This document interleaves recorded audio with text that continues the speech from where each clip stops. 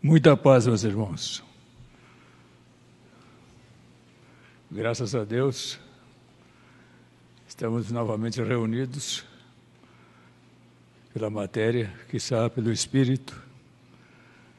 Basta que tenhamos fé e alcancemos esse conluio fraterno. E é pensando nessa circunstância e que buscamos também o amplexo espiritual que desde cedo aqui se encontra nos trazendo a sua simpática influência, nos trazendo o reforço para a nossa fé, para o nosso conhecimento melhor. Então aqui nos reunimos, nos congregamos com a ideia fraterna de podermos estudar mais um pouco em favor do nosso espírito. E hoje nos é dado para estudo, provas e expiações, contido no livro Consolador, que aliás recomendo a leitura, na página 167. Muito interessante a leitura. Da verve de nosso irmão Emmanuel, trazido por Chico Xavier. Nessa circunstância, então, já estamos mais ou menos congregados na mesma ideia. Então, liguemos-nos a Jesus, nosso Mestre, digamos, prestando atenção no Pai Nosso. Em certa ocasião, me disseram que o Pai Nosso deve ser versado nas suas pontuações legítimas, sem alteração alguma. No entretanto, essa é uma prece ditada por Jesus, nosso Mestre, há 3 milênios passados. Hoje está tão batida que nós já dizemos de maneira involuntária, tão certo, tão sabido, que uma palavra nasce através da outra. Mas hoje nós temos também a ideia de que a história da nossa vida evoluiu. O nosso conhecimento já é diferente. Sabemos hoje que os nossos erros, nossos defeitos daquela época, hoje são diferentes. Nós hoje temos conhecimento de causa. A vida já nos ensinou a concebermos melhor qual é a trajetória do aprendizado espiritual.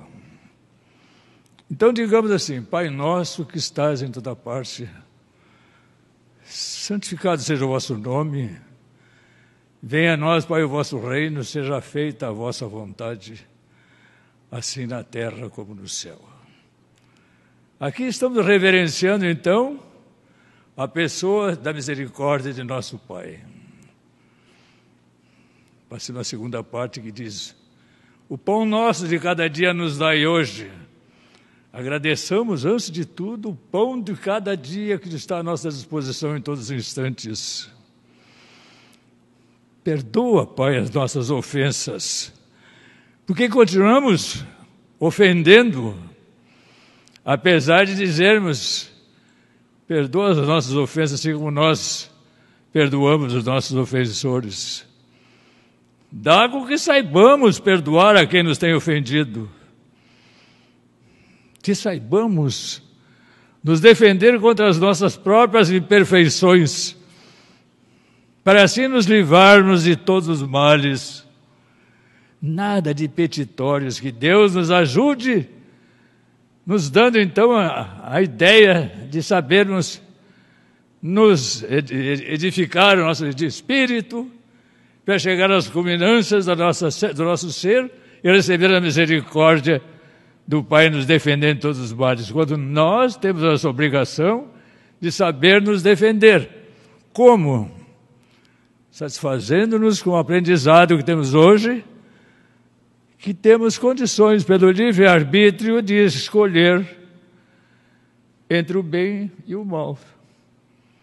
Então nós temos condições de saber aquilo que nos é indicado. Não precisamos pedir a Deus que Ele nos dê essa misericórdia, porque Deus não está se preocupando em nos dar a misericórdia a cada um de nós. Ele já nos deu o livre-arbítrio para que nós possamos escolher o nosso caminho certo ou errado. Testar-te. O assunto hoje versa, então, sobre provas e expiações. Admitamos que as provas são as necessidades que temos do cotidiano em saber nos dirigir a nossa existência pelo lado do bem e do amor ao próximo, como Jesus nos ensinou. Ama a Deus nas alturas e é o teu próximo com a ti mesmo, ou ao nosso próximo como a nós mesmos. Ama a Deus e a nós como a nós mesmos.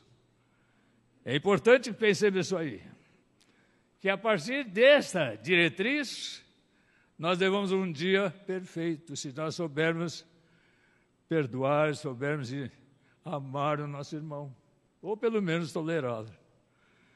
Porque volta e meia pelos nossos erros, nossos defeitos no conjunto total, nós estamos errando a todo instante, a todos os momentos.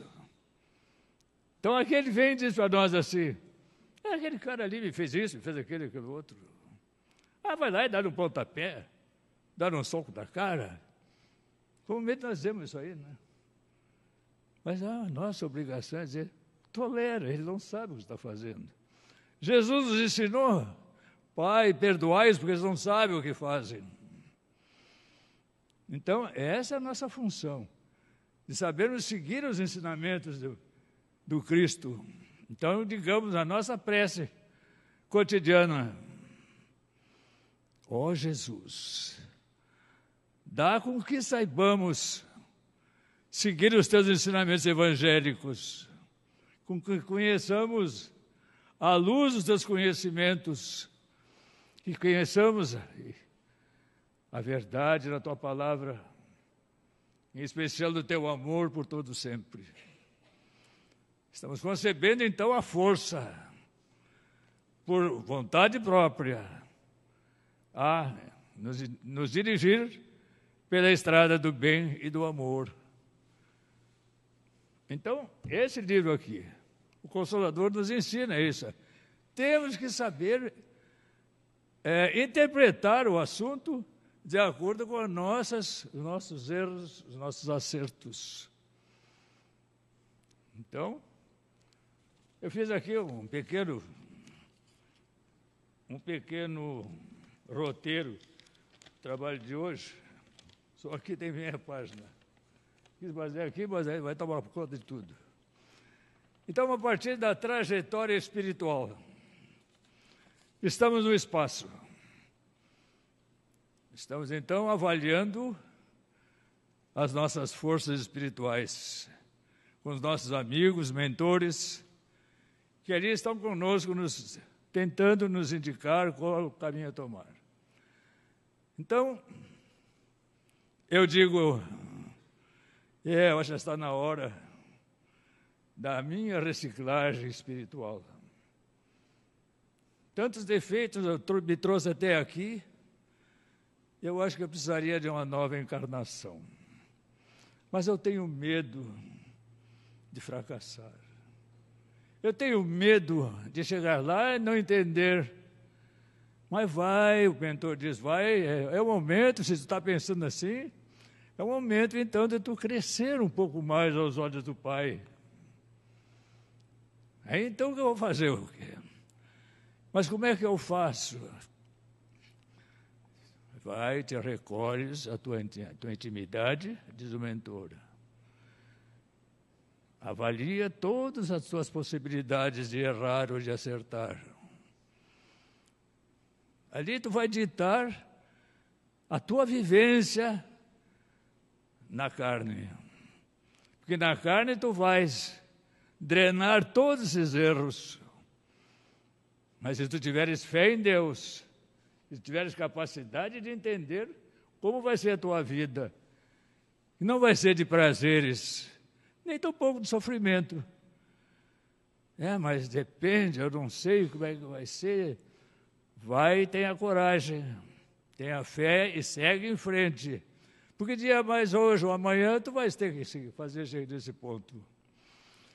Aí então, ele vai, se recolhe, diz: aqui eu tenho medo de fracassar. Está tão arraigado esse vício, esse erro em mim, no meu ser, eu tenho medo, eu não vou conseguir.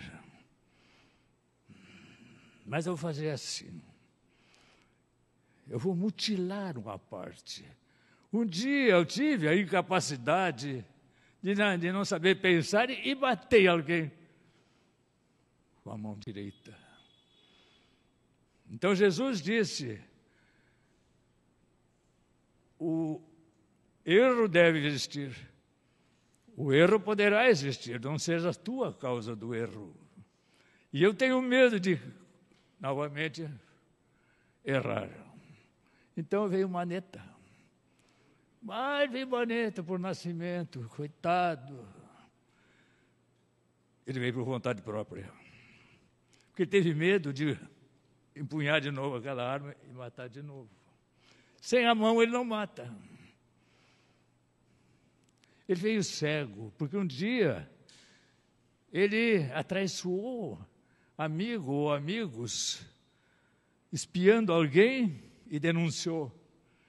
E houve uma tragédia por aquela denúncia. Então ele vem cego. E assim são as nossas mutilações. Explicado está por que nós chegamos mutilados aqui. Não é por castigo de Deus, segundo o dogma diz. Não é o castigo de Deus, Deus não castiga ninguém. Deus nos perdoa sempre. Nós é que devemos nos perdoar os nossos erros. Nós é que devemos saber nos conduzir. Aí temos ainda as provas. Falamos da expiação. Nós temos as provas. As provas é justamente contrariar os nossos princípios de vícios, vicissitudes, as nossas fobias, as nossas madias, totalmente falando. Então aí nós vamos viver assim. Vamos ditar. Eu quero chegar lá na terra, dentro de uma família pobre, uma família quase ignorante, para que eu possa entender o que é a humildade, para que eu possa saber até que ponto chega a minha humildade ou a minha capacidade de orgulhosa de promover contra mim alguma coisa. Então, venha nascer então uma família pobre. Família jovem ainda, mas pobrezinha, recém-iniciando uma experiência de vida. Então veio como primogênito, uma criança mirrada, uma criança sofrida, subnutrida, porque era uma família pobre, mal teve assistência médica. Chegou aqui, mal grunhiu, não chegou a vagir.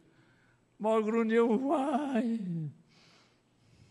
Não sabiam se era criança, se era gato. Está alumiadozinho. Mas se criou a criança. A criança foi desenvolvendo. Chegou na família pobre, mas honesta. Aí foi se desenvolvendo. Até os 7 anos, essa criança tem assistência espiritual. Tem a diretriz da espiritualidade. Dos 7 aos 12, 14 anos, então ele vivencia parte dos seus erros. Traz erros incrustados no espírito. Aí pensa, eu só penso em fazer o mal. Não pense em fazer o mal. Porque o pensamento não tem autonomia. O pensamento é dirigido. O pensamento é como um burrico que montamos através do nosso espírito, da nossa personalidade espiritual, e dirigimos aquele burrico, pegamos a rédea e o dirigimos para onde nós queremos. Esse é o nosso pensamento. O nosso pensamento poderá ser dirigido pelo nosso caráter, pela nossa pessoa íntima, é dirigido conforme a rédea puxa. Então existe uma porta escancarada, enorme, porta do mal. E a porta do bem, apertadinha, mal passa alguém, pensamento até. Qual é que ele vai escolher? Escolhe o do mal. Passa, ele passou com o animal e tudo lá para dentro. E aí nós escolhemos. Então vem os nossos erros. Dos 7 aos 12 anos, 14 anos. Estamos então iniciando os colégios. Na aula, temos amigos, temos irmãos, temos inimigos, temos desafins ou afins. Aí crescemos. Estamos desenvolvendo, daqui a pouco mais sentimos que alguém não gosta de nós. E esse alguém começa a nos pressionar. Aí nos tornamos, então, bullying na aula. E ficamos, então, de tal sorte, vivenciando uma ideia negativa. Somos perseguidos, somos vilipendiados. Aí a turma toda já começa a nos fazer pouco caso. Alguém um dia disse assim, olha, se tu continuar desse jeito, covarde assim, eu vou brigar contigo, eu sou teu amigo. Acontece que um dia, aquela criatura mirrada, doente, fraca, medrosa, é castigado pelo pai porque atrasou o pão para a merenda dele. E o pai deu uns petelecos dele lá e ele saiu furioso, bravo com o pai. Porque ele não merecia ser punido porque não foi ele o culpado do atraso. Saiu aquela raiva do pai. Chegou na aula, no primeiro choque, ele aceitou. Todos os dias ele era assediado negativamente por um colega que levava ele a pontapé até a classe. Aí deu o segundo pontapé, deu o terceiro, mas não alcançou, porque ele puxou o pé, derrubou o colega no chão, se pegou de soco no colega. Só se deu conta quando levantaram ele pelos braços, e ele estava, o colega todo sangrando, de tanto soco que levou no nariz. Ali acendeu a criatura vingativa, a criatura que não temia ninguém. Aquele mirradinho sentiu que ele era antes alguém forte e valente. Aí jamais se tornou a vítima do bullying, porque ele é o tal. Acontece que a vida dele não era isso, ele justamente combateu o ser violento, mas ele deu vazão. Mas existia uma ideia que dizia, não faça assim, que assim é errado. Essa ideia era do mentor dele que estava falando, essa ideia é errada, não faz assim. Mas eu pouco estou ligando, o mentor, eu estou ligando, é que eu tinha força, eu fazia e acontecia. Assim, posso um dia chegar até a penitenciária por ter matado alguém. Minha ideia. Não foi a minha ideia. Foi o conhecimento que ele recebeu antes de reencarnar. Que ele tinha que agir contra aquele defeito dele. Aquele erro que era crasso, que ele podia matar alguém. Então, com medo da penitenciária, ele não matou ninguém. Graças a Deus, ele tinha livre-arbítrio, ele sabia como escolher o bem ou o mal, embora em favor próprio, mas estava escolhendo o bem, se defendendo do mal. E a vida transcorre, e a vida vai sempre em frente. E aí desenvolve, nessa circunstância, e muitas vezes ele não sabe que caminho tomar. Vou fazer o certo, vou fazer o errado. Aí faz lembrar uma piada que diz assim: alguém atravessava um campo extenso e viu lá adiante 2 touros que buscavam correr em direção a ele. Olhou, tinha 2 árvores. Aí o que ele faz? Na corrida, com a dupla visão que ele tinha, não sabia o que fazer, qual árvore escolher. Aí se jogou na árvore, que não era árvore, era a dupla visão. E caiu em cima do touro, que era o touro. Assim é a nossa vida. Nós, na nossa ignorância, muitas vezes escolhemos e erramos a nossa escolha. Vamos ficar por isso mesmo? Escolhemos errado? Não.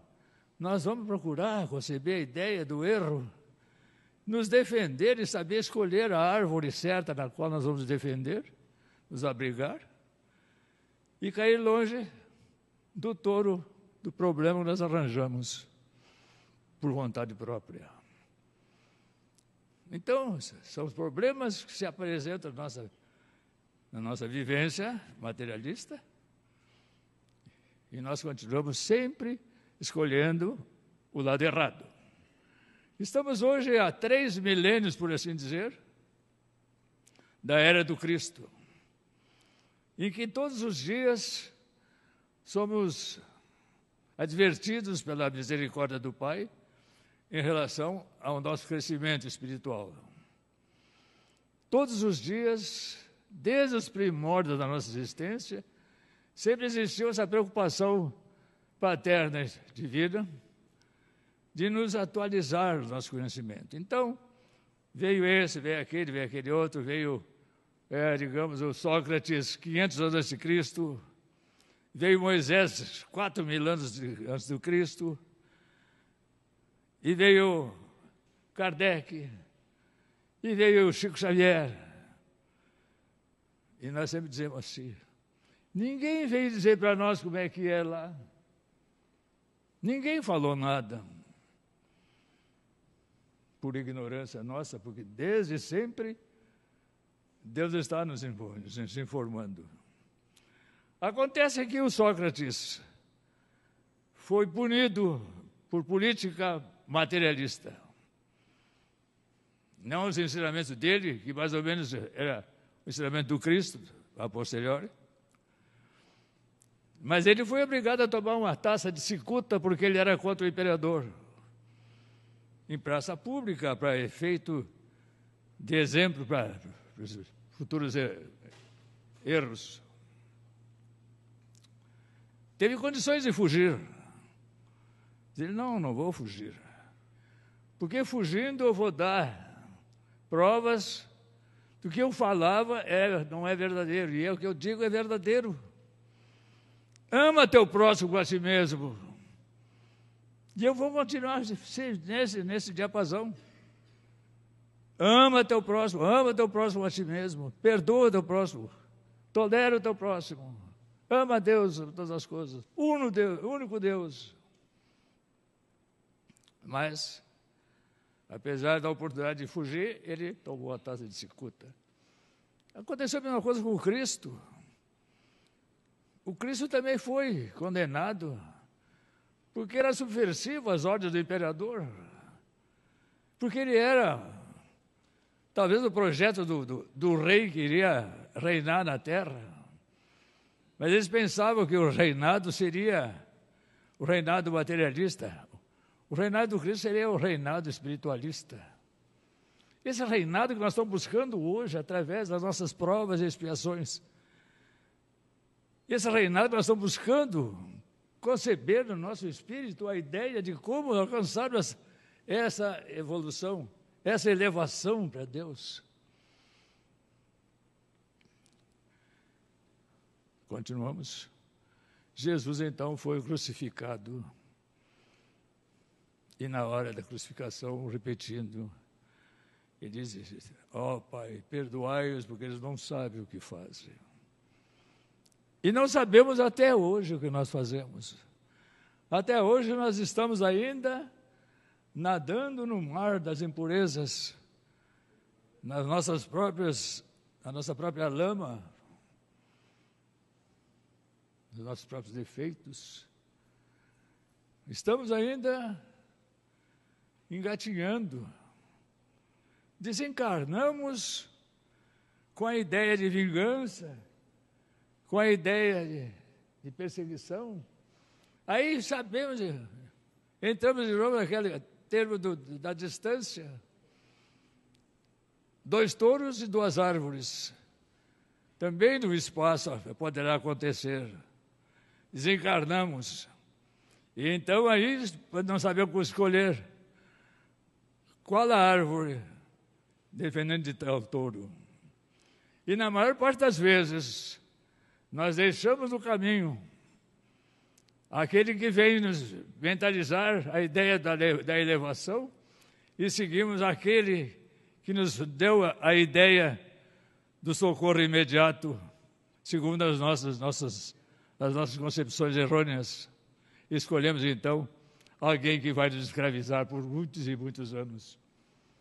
Até a hora que nós concebemos a ideia de clamar por Deus, de pedir apoio divino, que nós nos arrependemos do nosso mal.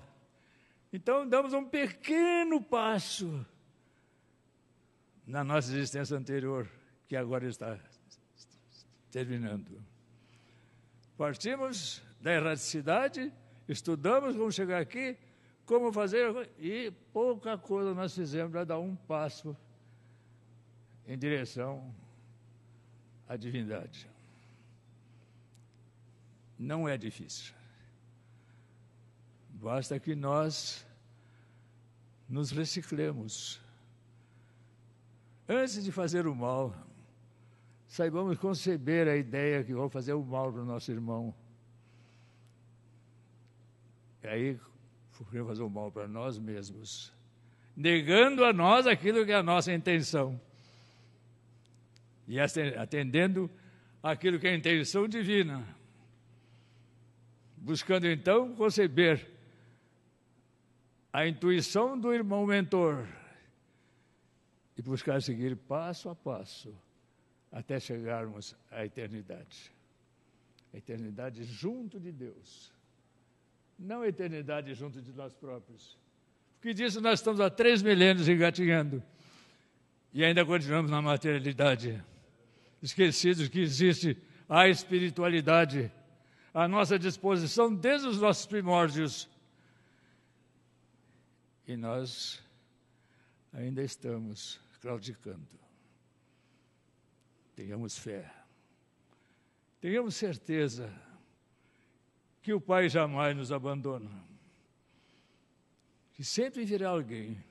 Como veio a 3ª revelação, que hoje sabe-se o que é o Espiritismo, para nos ensinar que a vida continua, que a vida segue, célere, trazendo-nos sempre nova oportunidade, para que assim saibamos conceber a ideia que Jesus está nos sobraçando a todos, com carinho, com amor, através dos mentores queridos que estão sempre junto de nós, tentando nos dirigir os nossos passos.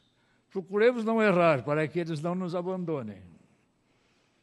Procuremos sempre acertar, para que eles estejam sempre juntos de nós. Como nesse instante estão, através do amor do Mestre Jesus, tentando derramar sobre nós fluidos medicamentosos procuremos recebê-los. Procuremos recolher cada gotinha desses fluidos, trazendo ao nosso físico, quem sabe, necessitado da medicação, para alívio dos nossos males, ou para a cura das nossas dores. Saibamos conceber a ideia da felicidade que a espiritualidade nos envia, sendo gratos sempre pelo pão de cada dia que está sempre à nossa disposição. Em nome de Deus, em nome de Jesus, que assim seja.